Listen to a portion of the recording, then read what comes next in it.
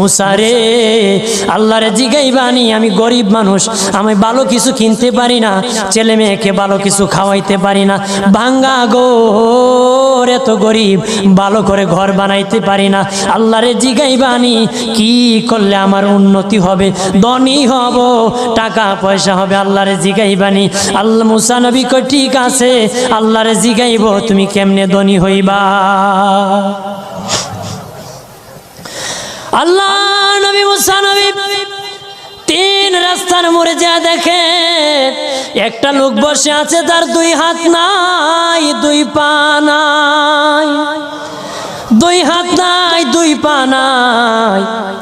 ওই লোক ডাক দিয়া কয়, মুসা রে জীবনে কোনোদিন নিজে হাঁটতে পারি নাই, নিজ হাতে খেতে পারি নাই, কেউ খাওয়াইলে খাই, নতুবা উপবাস থাকি, বৃষ্টি আসলে ভিজি, সেখানে